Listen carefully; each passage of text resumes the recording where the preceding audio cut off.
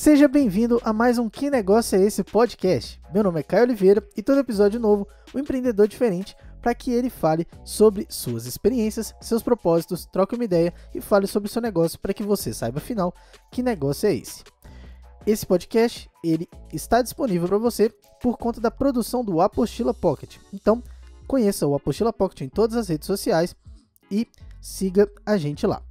Hoje o Cristiano não pôde comparecer, teve um pequeno problema, mas de qualquer jeito a gente trouxe o podcast aqui para vocês e trouxe o Kleber para falar da UX Comex. Até vou perguntar como que eu falo o nome, né, da empresa, como é que eu posso falar, mas ele veio aqui para falar pra gente que negócio é esse. Então seja bem-vindo, Kleber. Fala, Caio, beleza aí? Na verdade, a empresa surgiu mesmo do UX, né, que é User Experience, mas já brasileirou, já pode falar o X-Comex mesmo, como todo mundo conhece a gente mesmo. Beleza, tranquilo.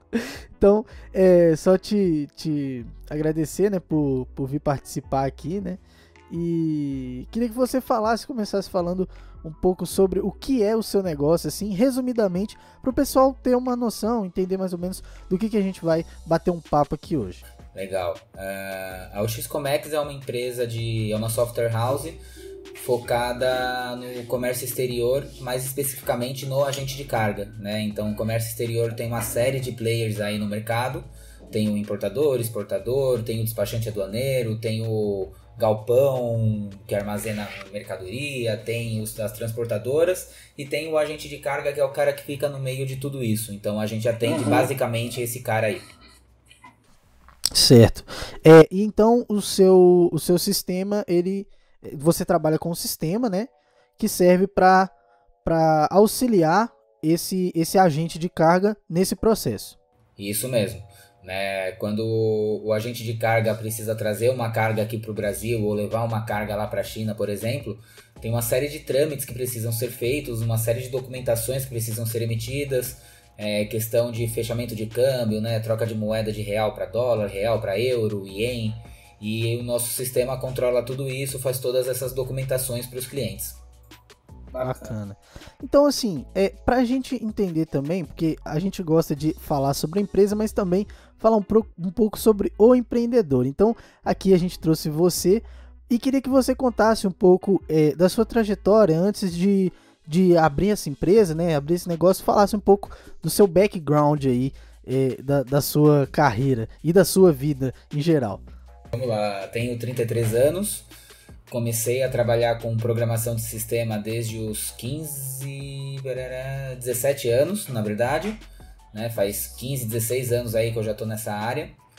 E passei por várias empresas. Na verdade, a ideia de criar a X-Comex veio da primeira empresa que eu trabalhei, que na verdade eu trabalhei lá 3 vezes, entrei e saí 2 vezes, 3 vezes ao todo lá da empresa. Eu sempre fui muito inquieto, digamos assim, né? Nunca consegui ficar num lugar muito tempo, tanto que se você pegar minha carteira de trabalho ali, as experiências a maioria 1 ano e meio estourando, e tem algumas ali de 2 semanas e uma de 1 dia, inclusive,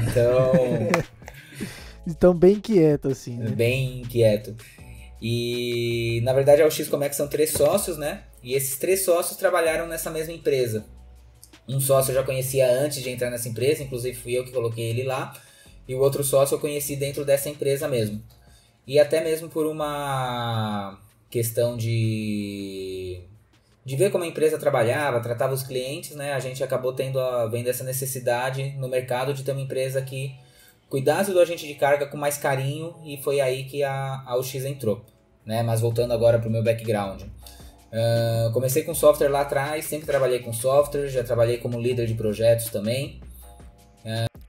Você falou, rapidinho, você falou que começou a sua experiência com 17 anos. Foi na faculdade ou antes da faculdade? Não, foi antes da faculdade. O que acontece? Em 2001, eu tinha 14 anos, eu comecei um curso de informática. Depois... Não vou nem te falar a minha idade, cara. 2000. Não vou nem falar. Depois de 1 ano, né, que eu fiz esse curso, surgiu uma oportunidade para eu ser monitor das aulas da escola onde eu fiz esse curso. E depois de um tempo sendo monitor, surgiu a oportunidade de eu ser professor nessa escola. Isso aí eu devia ter 15 para 16 anos. E um dos instrutores dessa escola acabou indo dar uma aula particular numa empresa e essa empresa contratou ele como programador. E aí, um tempinho depois que ele estava lá, ele me chamou e eu acabei entrando também. E foi aí que eu comecei como programador. Legal, legal. Foi pelo networking aí que você fez, porque você já tinha começado antes e conseguiu começar a carreira, né? Isso mesmo. E... engraçado que você perguntou, né, se foi na faculdade. Eu comecei eu comecei acho que 3 faculdades para terminar a 4ª. Ah, mentira. Então, eu comecei a fazer faculdade na Uniban, fiquei menos de um bimestre e saí. Mas calma, mas essa primeira foram todos o mesmo curso ou você foi variando? Todos o mesmo curso. Todos o mesmo curso. Análise e desenvolvimento do sistema. O que diferenciou foi a faculdade, então. Na verdade, o que diferenciou foi que eu tomei vergonha na cara e precisava acabar porque eu queria fazer uma pós. Entendi. Então, enquanto você estava estudando, você não estava levando muito a sério. Na verdade, a faculdade eu não levei muito a sério. O que acontece? Naquela época eu tinha muito bacharel, né? Estavam começando os cursos tecnólogos, né? De curta duração. E aí, na primeira que eu entrei, que foi na Uniban, finada Uniban, hoje é a Anhanguera, se eu não me engano, eu comecei a análise e desenvolvimento de sistemas, fiquei 2 meses e saí. Eu achava perda de tempo porque eu já conhecia bastante coisa ali e os professores eu achava que não dava... Isso rola muito nessa área, né, cara? E também acontece o que, né? Mesmo você já tendo bastante experiência, o professor tem que se balizar por baixo ali, né? Ele não pode... Então, às vezes não é nem culpa do professor que ele não tem conhecimento, mas é culpa da sala que não sabe nem o que tá fazendo lá, tá começando ali na carreira, né, na verdade. Sim, às vezes é realmente porque, às vezes tem que começar por baixo, porque pra balizar, né, a galera ali, e aí você acaba ficando, pô, eu já vi isso aí, já sei isso aí de cor e salteado, podia estar dando essa aula até. Pois é bem isso mesmo. Só que eu queria muito fazer uma pós, né, e aí eu comecei essa faculdade, acho que foi com 18 para 19 anos, não curti e tal, no outro ano, de 20 para 21 anos ali, comecei outra faculdade, foi na Drummond, também essa aí eu fiquei um pouco mais, fiquei quase um semestre. Quase um semestre é uma vitória, pô. Uma vitória, já passou de 2 meses para 6. Mas também não rolou, não cheguei nem a terminar o semestre, perdi as matérias. Nossa. Depois de um tempo fiz matrícula na Impacta. A Impacta eu não comecei nem a começar a faculdade. Não cheguei nem a começar. Só fez a matrícula e foi embora. Fiz a matrícula, tava chegando ali umas 2 semanas antes de começar as aulas. Falei, deixa quieto, não vou fazer não. Aí cancelei. E aí, até que lá para uns 23 para 24 anos, eu tomei vergonha na cara e falei, não, deixa eu terminar isso aqui que eu preciso do diploma. E aí fui levando com a barriga a faculdade, né? Fui bem desleixado mesmo, só para ter o canudo na mão. Tanto que eu fui tão desleixado que eu peguei 2 DPs no último semestre. Faculdade inteira tranquilo, sem pegar DP, no último semestre eu peguei 2. Sim. Não, deu pra perceber que, assim, pra faculdade você acabou não pegando no tranco, não pegando tão a sério, só foi mais pra formar, mas eu acredito que profissionalmente não seja bem assim que você atua, né? Tipo, desde sempre você deve ter levado mais a sério a parte profissional do que a educacional, digamos assim. Na verdade, eu levei sempre muito a sério as duas. A questão é que a faculdade, de fato, eu não via sentido de estar ali porque era um ensino muito superficial. Sim. Você conseguiu o conhecimento que você precisava, você conseguia fora. Sim, justamente. Eu gastava muito com cursos, né? Na época que eu ganhava lá atrás, em 2008, 2007, 2006 ali, eu ganhava 800, 900 reais por mês e fazia curso de 5 mil reais de 2 semanas. Caraca! Então, desde novo ali, eu investi muito em conhecimento, só que fora da faculdade, em conhecimento mais focado. Entendi. Focado para aquilo que você precisava profissionalmente, que você via que era importante para poder crescer na carreira. Justamente. E aí, com o advento da internet popularizando cada vez mais, né, mesmo tendo sempre trabalhando com software ali, mas começou a surgir muita coisa na internet, curso online, então eu sempre estudei muito por esses meios. Certo. E aí, só continuando essa trajetória pra gente chegar na empresa, como é que foi aí o seu caminho até realmente ter a ideia de fazer essa empresa? Foi do nada? Você pegou um aporte milionário aí pra poder criar? Como é que foi? Eu peguei uma parte milionária e não virei milionário, olha que legal, né? Antes fosse. Então, terminei a faculdade, um tempinho depois fiz um intercâmbio, fiquei 8 meses morando fora, voltei pro Brasil. E eu sempre fui muito O intercâmbio foi onde? Desculpa. em Dublin, na Irlanda. Ah, tá. Legal, legal. Fiz o intercâmbio lá, voltei pro Brasil. Nessa volta pro Brasil, comecei a minha pós, minha tão sonhada pós que eu queria fazer. Aham. E E valeu a pena, cara? valeu, cara. Porque assim, eu fiz a pós na FIAP, né? Que é a escola aqui em São Paulo é a referência em informática, né? Em TI. E o networking que você pega lá é fenomenal. E aí após eu não empurrei com a barriga, eu fiz. Ah, você fez certinho. Tanto que no o trabalho de conclusão o TCC, né, da FIAP, ele chama-se Startup One, que você tem que montar uma startup para fazer o TCC. Então você vai desde o zero ali, pesquisa de mercado e tal, para você montar a startup de fato. E a gente ficou entre o top 10 do semestre. Nossa, Com o sensacional. nosso curso, né, com o nosso TCC. Não fomos mais pra frente porque a gente acabou não fazendo de fato o aplicativo que a gente se propôs tal, mas toda a parte de documentação, conhecimento que a gente adquiriu, a gente chegou no top 10. O conhecimento você não perde, né, cara? Jamais. O conhecimento, minha avó falava isso pra mim. Estuda porque a única coisa que você leva que ninguém pode tirar de você é o conhecimento. Isso aí ficou nas entranhas. Sim, é o aprendizado que a gente pega. Você pegou de família, né? Mas é muito real isso. Eu falo assim porque eu já tive alguns projetos que não foram pra frente, mas todos eles me levaram pra frente assim em questão de conhecimento, sabe? E todo o conhecimento, as experiências que eu tive ali, eu não perdi, cara. Tá aqui, eu uso pra poder criar mais coisa, entendeu? Com certeza, essa é a ideia, né? É isso que faz você de fato sair de um nível e ir pra outro.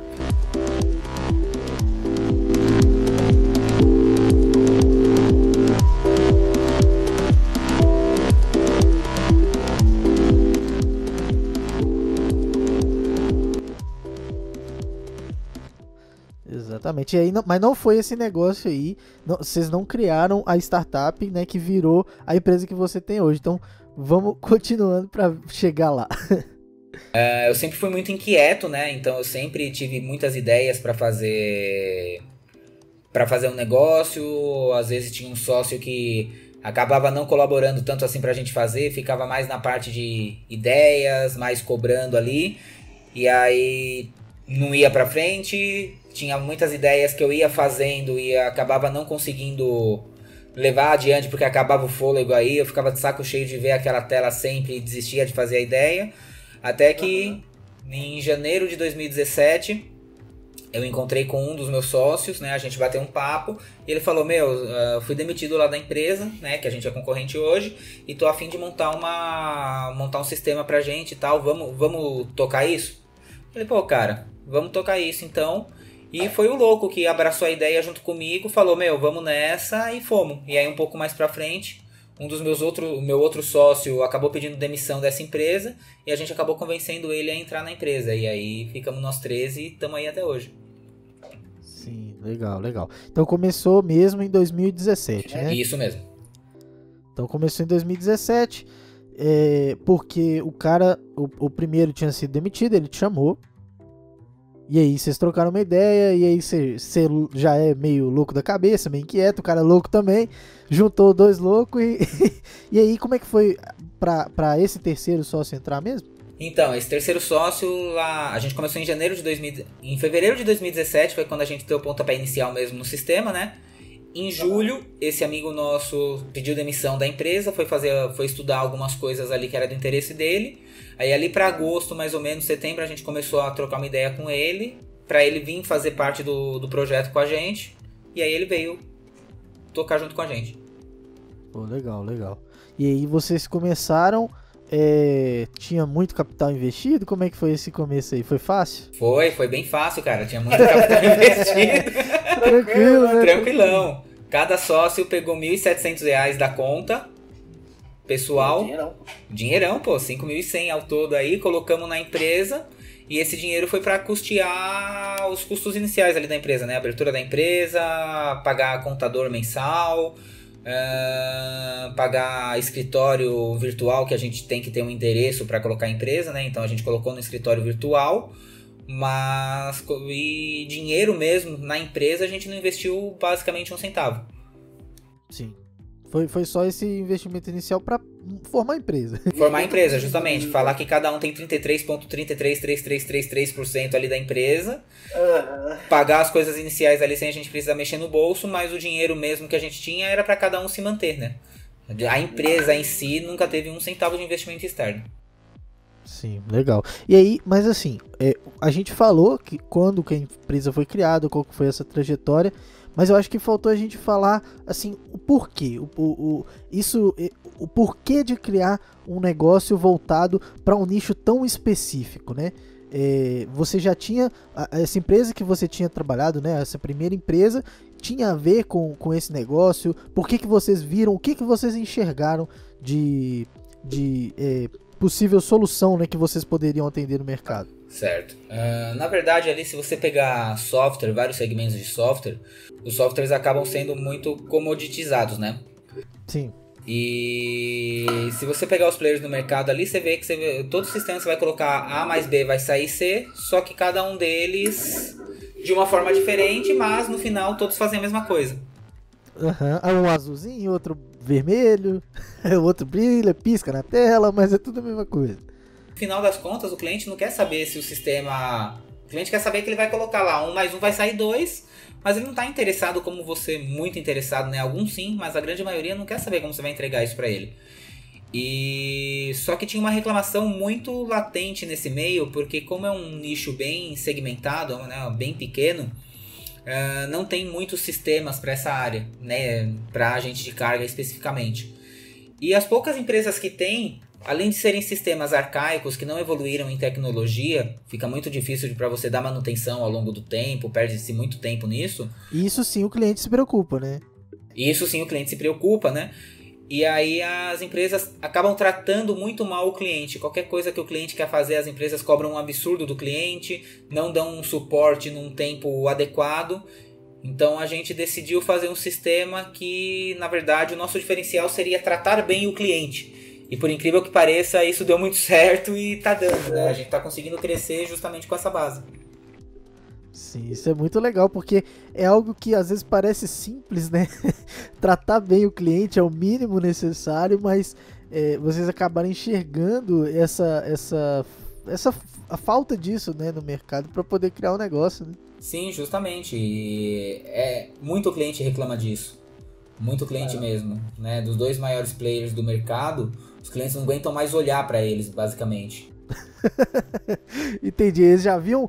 Você já sabia que eles saíam, né? Porque eu acredito que depois, quando eles vêm até você, talvez não converse diretamente com você, talvez seja os outros sócios, mas os caras já vêm metendo pau nos concorrentes, né? Então você não precisa nem falar nada. Isso mesmo, com certeza. E a gente começou a ganhar mercado nisso, né? A gente começou a fazer o sistema em fevereiro de 2017. E ali por junho de 2017 a gente tinha, né, a gente tem um conceito chamado MVP, que é o produto mínimo viável de qualquer produto que você queira criar na vida. E a gente tinha 10% do que a gente queria alcançar desse MVP em junho. Aí eu e meu sócio, o primeiro sócio, sentamos, conversamos e falamos, na boa, vamos pedir demissão e se dedicar 100% a essa ideia, porque a gente está vendo que dá certo, que tem mercado para isso. Só falta a gente de fato fazer sair do papel. E aí a gente sentou, alinhou direitinho, falou, vamos pra cima, fomos pra cima, pedimos demissão. E aí a partir de julho, nós dois estávamos 100% focados na ideia para fazer ela acontecer. Para sair desses 10%, que é quando vocês estavam trabalhando ainda, né, formalmente, e ainda na parte da noite ali, né, de madrugada fora. Já viramos muitas noites. Isso é um mal de programador, cara. Eu vou te falar que assim, eu já... Não só de programador, nessa parte de computação, de tecnologia, de TI, eu já fui da área, eu fiz curso técnico em informática e assim, e também já trabalhei em empresas, né? Mesmo que eu faço administração hoje, mas mesmo na administração eu já trabalhei em empresas de software. E eu vejo sempre que os programadores, os caras sempre tem um negocinho que, não, tô fazendo um projeto aqui. Mas que hora que você faz isso, cara? Você trabalha o dia inteiro? Não, chega em casa lá e fica madrugada tomando café e programando. Então, assim, é um povo bem inquieto esses caras de TI. É um povo bem louco, cara. Bem louco mesmo. Cara, eu não tenho fogo. Eu fui até tranquilo, né? Falei inquieto, você falou, não, é louco mesmo. Cara, o ócio criativo vem de noite. Se eu começar a programar 10 horas da noite, aí a mente tá aberta e, cara, se deixar eu vou até 4 ou 5 horas da manhã, fácil. Ah, então a gente grava esse podcast e você começa a programar. Isso aí, já era, isso aí é outro sistema. Legal demais. Mas e aí, continuando essa trajetória aí, então vocês começaram a captar os clientes, vocês viram que dava certo, né? Na verdade a gente tá falando ainda da hora que vocês viram que tinha 10% do MVP, que é o mínimo produto viável, falaram assim, bom, a gente tá vendo que tem essa oportunidade, a gente tem que agarrar, mas a gente tem que cumprir, né, terminar esse MVP, porque isso aqui é o mínimo, então ainda vai tá em modo beta, digamos assim, o programa, então a gente ainda vai ter que trabalhar mais ainda, então não tem jeito se a gente não se dedicar totalmente. E aí, como é que foram esses primeiros passos? Foi tranquilo? Já choveu de cliente pra vocês, assim, no primeiro ano, nos primeiros meses? Como é que foi? Opa, pra caramba, cara. É sempre fácil, né? Facinho, poxa. A gente começou o MVP, né, a desenvolver ele mesmo 100% focado ali em junho, em julho, a gente tinha basicamente 10% do sistema pronto. E aí a gente foi para ali em novembro, mais ou menos, né, em setembro, finalzinho de agosto, começo de setembro, o terceiro sócio entrou. E em novembro a gente conseguiu vender conseguimos o nosso primeiro cliente, né? E fevereiro foi o primeiro, dezembro foi o segundo, em novembro foi o primeiro, dezembro foi o segundo, isso de 2017 ainda. E aí foi escalando, né? Muitas vezes tendo que parar de vender para arrumar a casa, né? Uma coisa muito importante para quem tá querendo abrir uma empresa, sempre foque na venda. Coloca cliente para dentro, é o que interessa. Às vezes a solução não tá tão bonita, não tá como você quer que ela esteja, mas ela já atende a dor de alguém, já ajuda alguém a fazer alguma coisa. Então interessa muito mais. Entrega alguma coisa pro seu cliente, ajuda ele. Depois você se preocupa em arrumar, em deixar o negócio mais bonitinho, em deixar melhor pro seu cliente. Né? Muito tão importante quanto conseguir vender é conseguir reter esse cliente. Então vender, você vai vender tendo alguma coisa, e reter, você vai reter ajustando aquilo para o seu cliente ficar mais feliz com o sistema, né? Então é um equilíbrio ali. E aí foi indo, cara. 2018 a gente chegou, acho que no final do ano, com 19 clientes, se eu não me engano.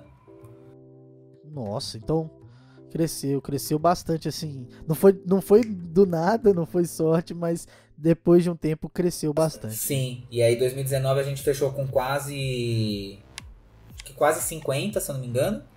E aí a meta para 2020 era chegar nos quase 100, mas infelizmente aí a pandemia não deixou, né? Tivemos que pisar um pouquinho no freio.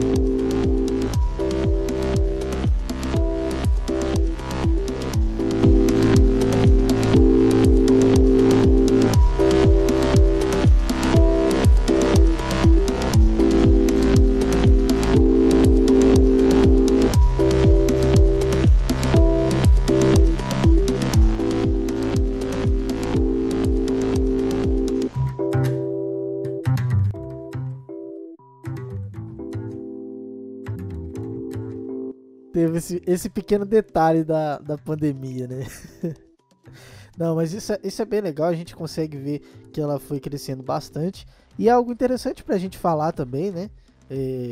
Acho que pô, o mundo inteiro, literalmente, está tendo que se adequar a essa nova realidade. E aí, claro, vocês tinham essa meta de, não, vamos bater 100 e tal, mas aconteceu a pandemia no mundo todo. E com certeza isso afetou o mercado, né, de vocês aí, do nicho que vocês atendem, né? E aí eu queria saber como que vocês lidaram com isso, né? Teve que diminuir as metas, como é que foi aí para poder segurar, para poder realmente manter o negócio vivo, né? Porque eu tenho certeza que fácil não foi nem tá sendo, mas quero saber como é que tá sendo aí. Pois é. Primeira coisa, né, ali já no meio de fevereiro, quando a gente estava começando a pensar em lockdown aqui no Brasil, eu já comecei a correr atrás de empréstimo e inclusive não consegui R$1 de empréstimo, tá? Mas era muito mais... Desde sempre, né? Desde sempre. Desde sempre, desde o começo. Nunca teve R$1 de empréstimo na empresa. Então a gente estava procurando muito empréstimo, mas para garantir que a gente não ia precisar demitir ninguém. Né? E na verdade a gente não conseguiu, só que tivemos a sorte dos nossos clientes não serem tão afetados assim, né?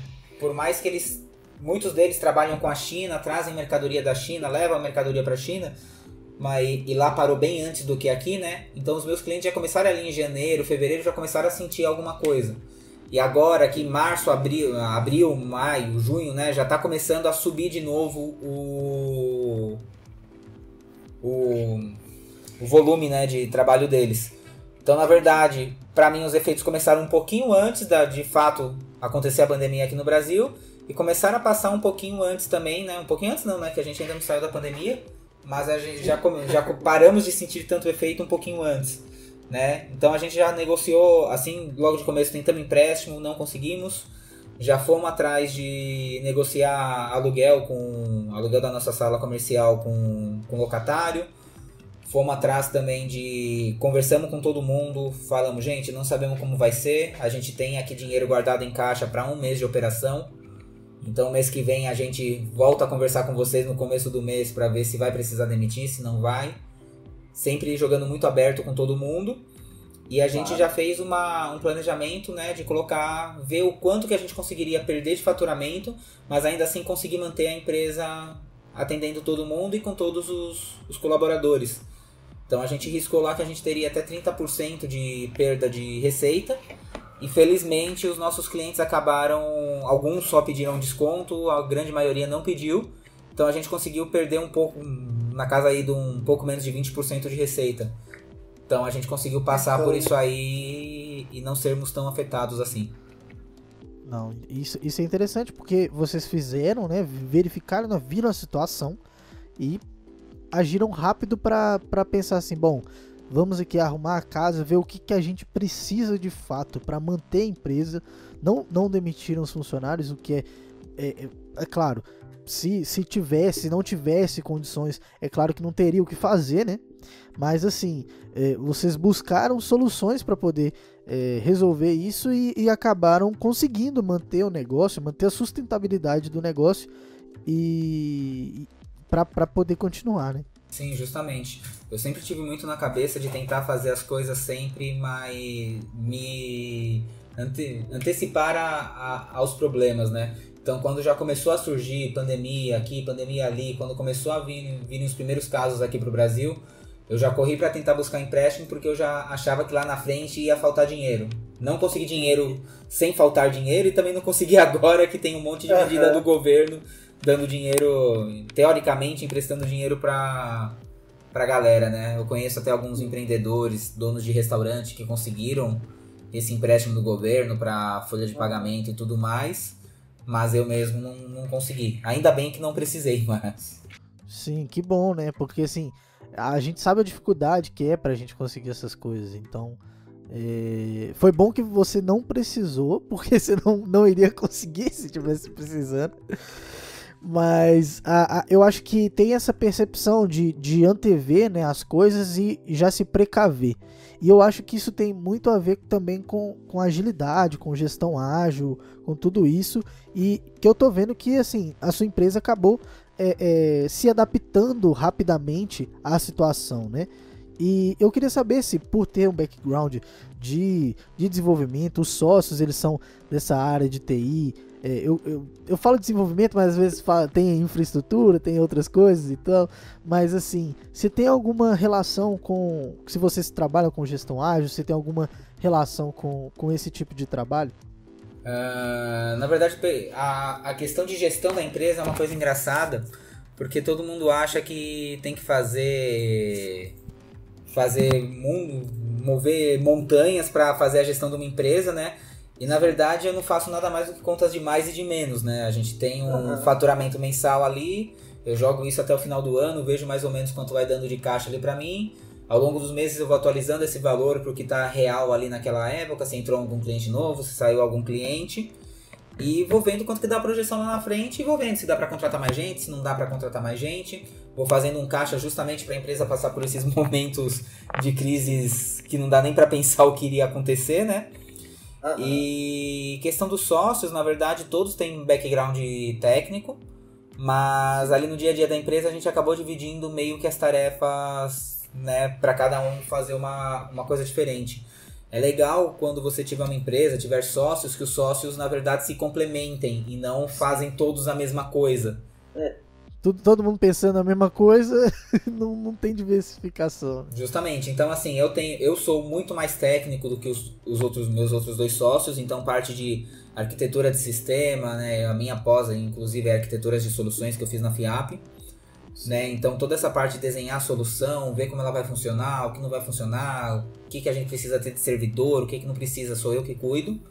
Um outro sócio que a gente tem, o Gian, né? Ele cuida mais da parte de negócio, então ele conhece muito mais o cliente final, ele conhece muito mais as necessidades desse cara, então ele sabe o que a gente precisa desenvolver, o que não precisa. E o Rodrigo ficou mais focado na parte de vendas, né? Ele fazia já essa parte na outra empresa também, mesmo tendo o background mais técnico, então ele ficou mais com a parte de vendas, então a gente conseguiu separar meio que os três aí desse jeito. Sim, isso é legal de se complementar, né? As qualidades de cada um serem diferentes para poder complementar, para poder criar um negócio, né? Sim, justamente. Aí, né, eu acabo fazendo também a parte de administração, financeiro, contábil, e sirvo cafezinho às vezes também, e a gente vai fazendo, cara. Limpa a empresa quando precisa e vambora. Sim, tá certo. Não tem jeito, né? Tem que fazer de tudo. E aí, uma coisa que eu queria perguntar é em relação à quantidade de empresas, né? Não sei se você já falou, a quantidade de empresas que vocês têm como clientes atualmente. Hoje a gente está na casa de 55 clientes. 55 clientes, certo? Isso antes da pandemia, o número era maior, era menor? Como é que foi? Na verdade, era basicamente o mesmo número, né? Durante a pandemia a gente conseguiu fechar 3 contratos, acho que essa semana a gente fechou mais um, inclusive. E perder cliente, na verdade, teve um cliente que tinha começado a implantação do sistema com a gente, ele preferiu dar uma parada, falou, deixa eu ver como que vai ser a pandemia, então congela aí pra mim.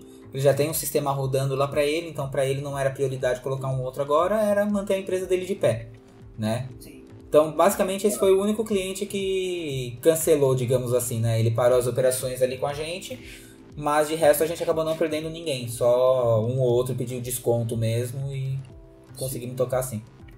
Pô, mas que legal, né, cara? Porque, assim, o mundo todo tá sendo afetado por isso, então é um negócio que, com certeza, quando começou, claro que vocês se viram, mas foi um negócio que preocupou vocês e preocupou todo mundo, né? Com certeza, cara. Eu fiquei alguns dias lá no começo sem conseguir dormir direito, até virar o primeiro mês ali, né? Porque meus clientes, eles pagam pra gente em 3 datas, né? Dia 1º, na verdade, dia 5, dia 10 e dia 20, né? Então, até eu passava as cobranças pros clientes 5 dias antes, dia 1º ali. No dia 6, que era o dia da compensação do boleto, a primeira coisa que eu fazia ao acordar era ligar no sistema de cobrança e ver se os clientes tinham pago. Né? Porque era ver ali que eles pagaram, era a certeza que a gente ia ter mais um mês pra respirar mesmo, né? Justamente. Não, beleza. Mas isso eu acho que foi muito bom, assim, que vocês acabaram se saindo bem. Ainda estamos numa situação complicada, mas acho que talvez o pior tenha passado, assim. Né? Sim, tá complicado ainda, mas tá melhorando. Isso que é o bom, né? Dá pra ver uma luz no fim do túnel. Isso é legal. Uma coisa que eu queria perguntar, eu sigo vocês nas redes sociais, no Instagram, e vejo que vocês publicam bastante coisa. Eu não sei nem se é com você, né, que aplica, faz muito isso, mas eu vejo que a empresa ela tem muito essa preocupação. Então vocês têm uma preocupação com a criação de conteúdo para poder angariar um público? Como é que funciona essa parte de criação de conteúdo aí? Justamente, a gente na verdade tem uma pessoa que nós contratamos, que ela é especialista em comércio exterior. Então essa pessoa escreve pra gente colocar esse conteúdo para os nossos clientes e pro mercado em geral no nosso blog. E a ideia é a gente de fato informar o público, né? Falar para eles o que está acontecendo, o que não está acontecendo. E isso acaba ajudando a gente em outras pontas, né? Meio que um trabalhinho de formiga ali, acaba ajudando você no Google, no ranqueamento da página, acaba ajudando, né, para outras empresas conhecerem seu trabalho também.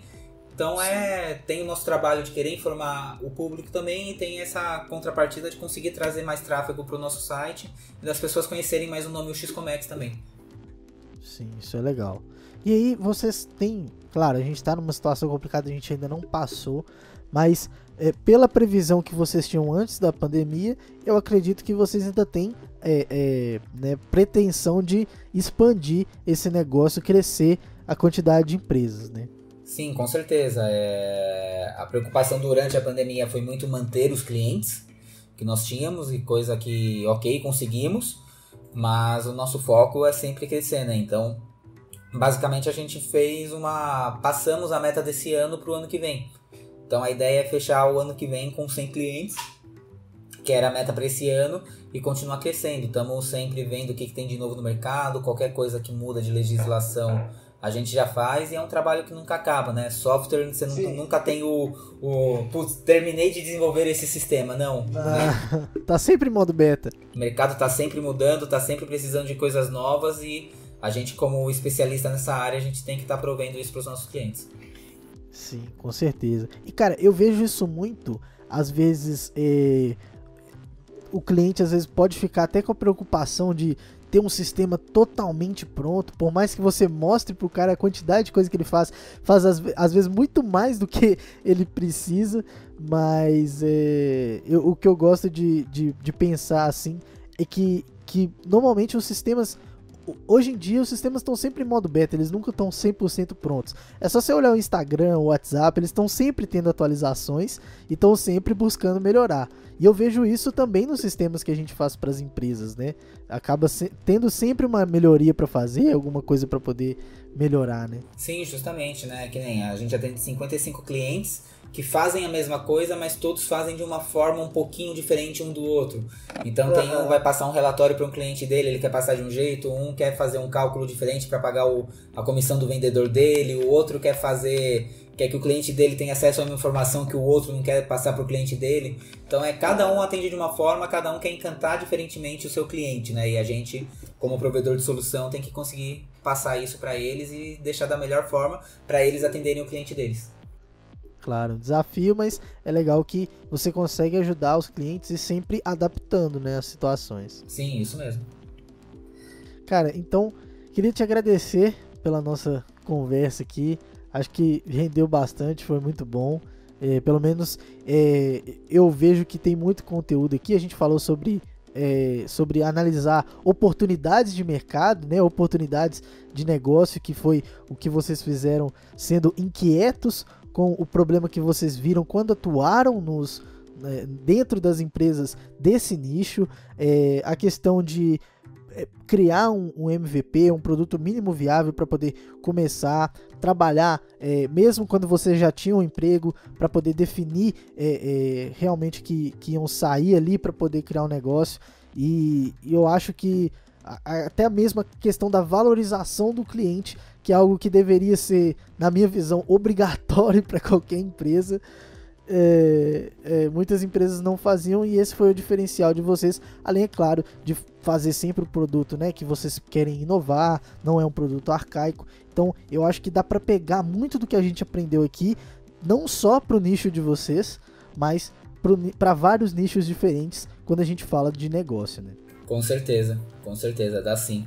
E o pessoal tem na cabeça que você não precisa de milhões, de muito investimento para conseguir montar uma empresa. Tenha uma ideia, tenta validar aquilo ali com meia dúzia de pessoas, viu que tem mercado, começa a fazer na hora que dá para fazer, começa a fazer aos pouquinhos ali uma hora ali, quando você vê que tá maduro, sai, mete o pé, junta um dinheiro antes, né? Que o que possibilitou a gente fazer isso foi justamente a gente ter uma reserva.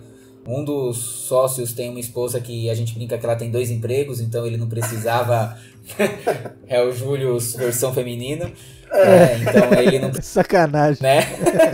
Então ele conseguia ficar tranquilo, né, um tempo sem ter salário. Mas eu e o outro sócio, né, eu tinha já uma reserva de anos guardando, gastei praticamente toda ela, mas me mantendo, né, que nem eu falei, não investimos R$1 na empresa. Meu sócio também, né, eu falo que ele é mais louco do que eu, porque ele tem uma esposa e 2 filhos e ainda assim ele teve coragem de sair do emprego dele lá, garantido, o salário dele, pra vir pra empresa sem ganhar R$1. Né, a gente ficou 14 meses sem ganhar nada de salário. Mas dá pra fazer, não precisa correr atrás de investimento que nem louco, não precisa, você precisa de força de vontade, conhecer o mercado, principalmente conhecer o mercado, porque isso aí já poupa bastante parte do trabalho, né, de você ter que conhecer aquilo, e força de vontade, vai pra cima que dá certo. Isso aí, sensacional, muito obrigado, Kleber. Queria que você divulgasse as redes sociais também, né, e o site pra todo mundo conhecer e tudo mais. Redes sociais pessoais, Kleber com C Moschini, M-O-S-C-H-I-N-I. No Instagram também é CR Moschini. Tem um monte de foto lá, porque eu tenho um hobby de fotografia, então o Instagram é praticamente só foto. Sensacional. LinkedIn também, Kleber Moschini. E a empresa, www.uxcomex.com.br, Instagram, @uxcomex. Se tiver algum agente de carga aí, despachante aduaneiro ouvindo a gente, procura a gente lá que a gente vai te atender com o maior prazer. Isso aí, muito bacana. Então você que tá aí, siga eles nas redes sociais, tanto o Kleber, para ver as fotos dele lá, né, o hobby dele, e também siga a UXComex. Posso falar o X, né? Pode falar o UXComex. Então siga a UXComex, e você que tá ouvindo, siga também o Apostila Pocket. Beleza? Então eu acho que o papo foi muito proveitoso e eu te aguardo no próximo Que Negócio é Esse podcast. Até lá. Valeu!